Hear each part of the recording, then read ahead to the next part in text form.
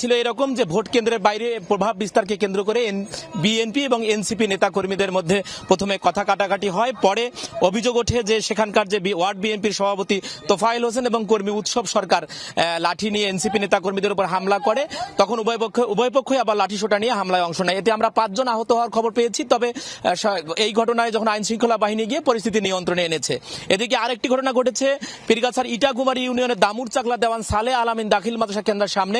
সেখানে এনসিপির যে নির্বাচন পরিচালনা কমিটির সদস্য শামীমের সাথে জাতীয় পার্টির উপজেলা সাধারণ সম্পাদক আব্দুর রশিদের পুত্র মেহরাব হৃদয়ের সাথে কথা কাটাকাটি হয়। এক পর্যায়ে উত্তেজনা তৈরি হলে সেখানে পুলিশ গিয়ে নিয়ন্ত্রণে আনে। আরেকটি ঘটনা ঘটেছে পীরগাছার নটাবাড়ি দ্বিমুখী উচ্চ বিদ্যালয় কেন্দ্রে। সেটিতেও প্রভাব বিস্তার করা নিয়ে বিএনপি এবং এনসিপি নেতাকর্মীদের মধ্যে হাতাহাতির ঘটনা ঘটে। সেখানেও পুলিশ গিয়ে পরিস্থিতি নিয়ন্ত্রণে আনে। আরেকটি ঘটনা ঘটেছে রংপুর 2 আসনের মর্নেয়া ইউনিয়নের মৌবাসা সরকারি প্রাথমিক বিদ্যালয় কেন্দ্রের সামনে। সেখানে বিএনপি নেতা লাজু এবং পল্টনের বিরুদ্ধে